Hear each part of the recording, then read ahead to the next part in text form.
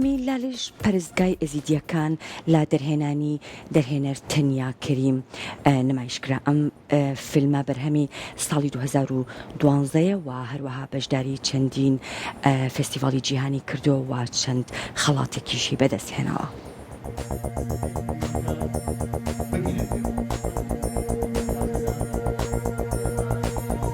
لە ساڵۆنی لاپەڕە نوێی ناوەندی هەولێری مەکتەبی ڕاگەاندنی یەکێتی نیشتیمانی کوردستان فیلمی لالش پەرستگای ئەزیدیەکان لە دەرهێنانی هونەرمەند تەنیا کەریم نمایشکرا.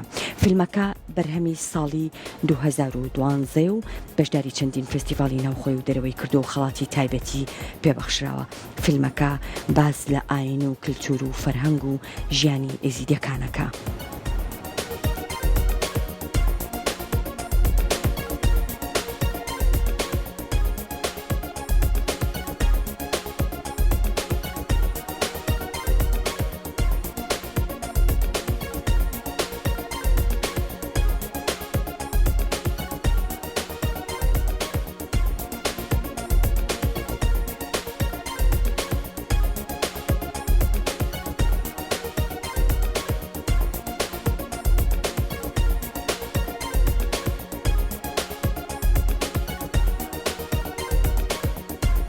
ئەو فیلمە بەرهەمی وەزارەت ڕۆشنبیری بەڕێوەبەرەتی سینەمای هەولێرە و ساڵی 2012 بەرهەم هاتیە لە زۆربەی سەردەمی تەلەڤیزیۆنەکان عەرض کراوە، بەڵام سوپاسی ساڵۆنی لاپەڕ نوێ دەکەم کەوە سەر بە مەکتەبی ڕاگەیاندن کە لە هەولێر گرنگێکی زۆر باشی پێدا ئامادەبووانێکی باش ئیقبالێکی باشی هەبوو، جێگای سەرسوڕمان بوو.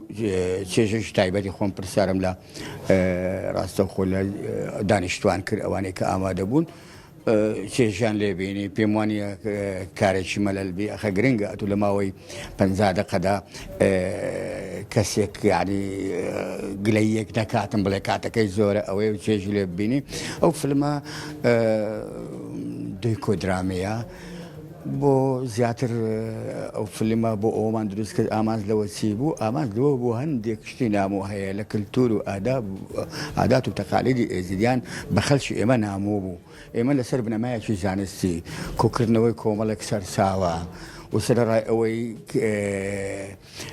کاستێکی هونەری ئارت ئیشمان تێدا کرد و چەندین خەڵاتی جیهانی و سەرڕای ئەوەی خەڵاتی ڕێزلێنانی وەرگرتووە لە سیدۆربەی وڵاتانی ئەوروپا عەرض کراوە و سەرڕای لەوێش بۆ جالیەی کوردانی ئێزیدی لە هانۆڤەر لە ئەڵمانیا لە ڕۆتردام لە هۆڵەندا و لەو شوێنانە عەرض کرا، لە مۆسکۆ عەرض کرا، لەوێش ئیقبالێکی باشی هەبوو و سەرڕای ئەوەش ئەو فیلمە بابەتێکی چیرۆک ئامێزە سیناریۆی بۆ کراوە، یعنی شتێک نییە تەنها ئەنتەرڤیو وەرگری و معلوماتێک لەو کەسانەی ناو فیلمەکە وەرگری. ئەوە زیاتر بە زیند و ماوەی ساڵێک تەسویری کراوە، هەموو وەرزەکان، هەموو جەژنەکانیان، جەژنی چلەی هاوینیان، چوارشەممەی سوور بەهاریان، مانجی حەزیان، مانجی دا ئەتر ئەوانە ئیشی لەسەر کراوە، ئیشێکیش دائیمەن کامێرەمان ئیشی چوار کەسی زیاتر کردووە لەبەر ئەوەی شەو و ڕۆژ ئامادە بووە هەر حەدەسێک و هاتە پای دەبۆ زیندوی بیگرێ.